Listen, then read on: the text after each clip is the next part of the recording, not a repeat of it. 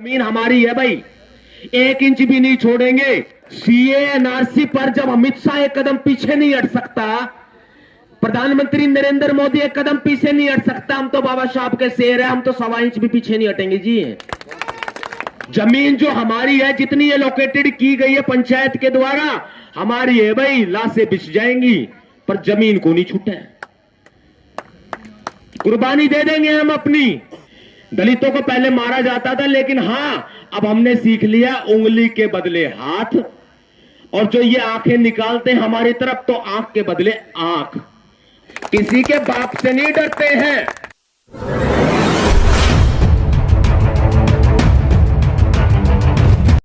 अब वक्त बदल रहा है, नीले वालों का राज आ रहा है, तभी दिखाई दे रहा है, बदलाव हो रहा है। और भी कम्युनिटी है हिंदू से अलग हटके जो गैर हिंदू होते हैं।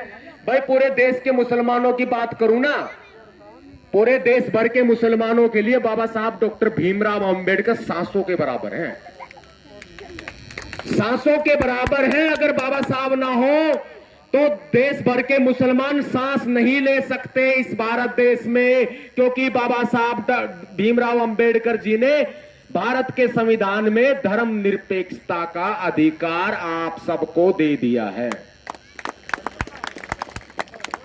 एक मजबूत स्तंभ गाड़ने की देर है बस, वो बाबा साहब डॉक्टर अंबेडकर जी ने कर दिया काम। और देश का दलित समाज संघर्ष कर रहा है।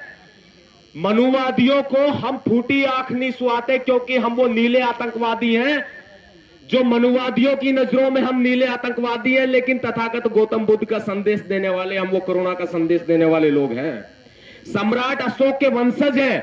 अभी तक ये बातें सामने आ रही थी। मुख्य बात करूंगा मैं कि सरपंच साहब है यूसुफ खान जी, जिनके कर कमलों से बाबा साहब की प्रतिमा का अनावरण किया गया, और पूर्व सरपंच श्री फारूक मोहम्मद जी, हमारी विकास नगर कमेटी, और हमारे यहाँ के तमाम साथी, विशेष सहयोगी जयप्रकाश जी, सभी की मौजूदगी में हुआ। 14 अप्रैल बाबा साहब जी का जन्मदिन है।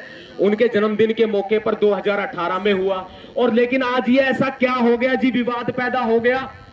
हम बहुजन समाज के युवा क्रांतिकारी भीमसेना के साथी, हम इस विवाद को दूर कराने के लिए आए हैं। अभी चेयरमैन साहब की, मुस्लिम एकता मंच के चेयरमैन है, चेयरमैन साहब की बात हुई है।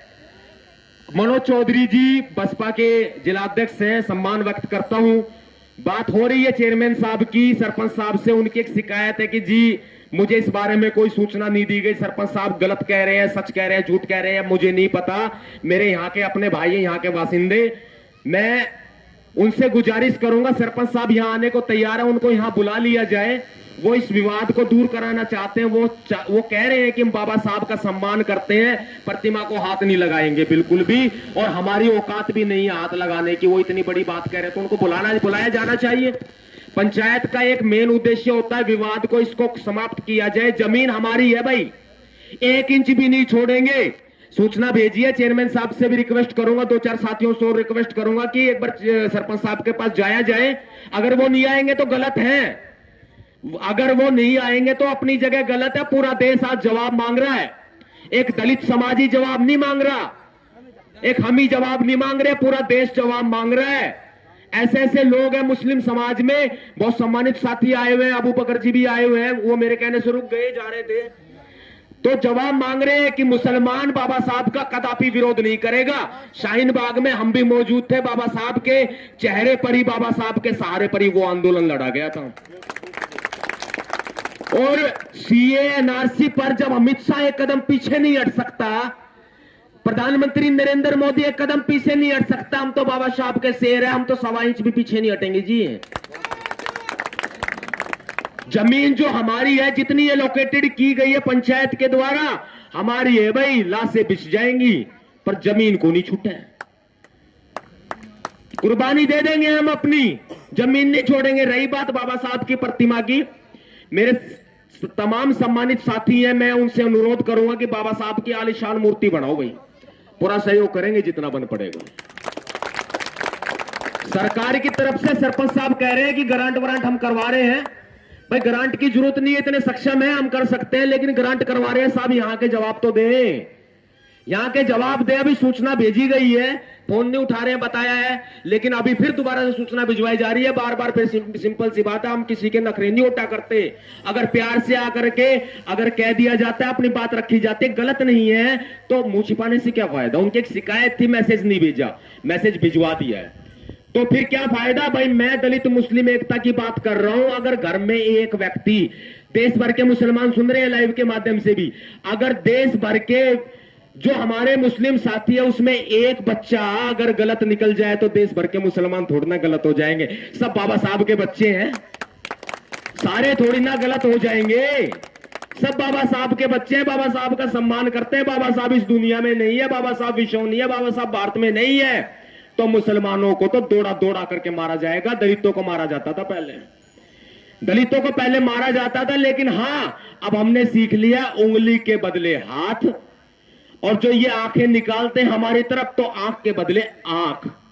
और अगर कलम की ताकत में आओ तो भाई कलम की ताकत में भी आ जाओ। देश के मनुवादियों को बोल रहा हूं, कहीं पीछे नहीं है हम लोग, किसी के बाप से नहीं डरते हैं हम, किसी के बाप से नहीं डरते। बस बात बड़ी कहना चाहूंगा, चौधरी साहब खड़े हैं, मनोज चौधरी जी, वो वक्त भी पूरा आएगा जब बाबा साहब का जो सत्ता का सपना ना वो भी बहुत जल्दी पूरा करेंगे हम लोग। तैयारी हमारी पूरी है, वो भी हम पूरा करेंगे। बस मैं तमाम साथियों से गुजारिश करूंगा कि पंचायत हुई है तो इसका रिजल्ट निकले। मैंने भाषण दे दिया, उसने भाषण दे दिया, उसने दे दिया, ऐसे नहीं। भाषण दे के सब घरे चले जाएंगे, हम लोगों को क्या जवाब देंगे जी। लोगों के फोन तो हमारे पास भी आ रहे हैं, सतपाल भाई क्या हुआ, क्या रिजल्ट निकला। हमें रिजल्ट चाहिए, परिणाम चाहिए। गांव के सरपंच साहब आप यहां आए, आकर के अपनी बात बताएं। कोई गलत फहमी है तो वो बताएं, अगर गलत फहमी नहीं है तो हमें संतुष्टि दें। यही होता है भाईचारा। वरना लड़ने को तो दो बिजार भी लड़ते हैं, लड़ने को तो बाबा साहब के बच्चे भी आपस में लड़ते हैं, लड़ने को मनुवादी और दलित भी लड़ रहे हैं। क्यों मनुवादियों का साथ दे रहे हो। जय भीम, जय भारत, नीला सलाम, भीमसेना जिंदाबाद।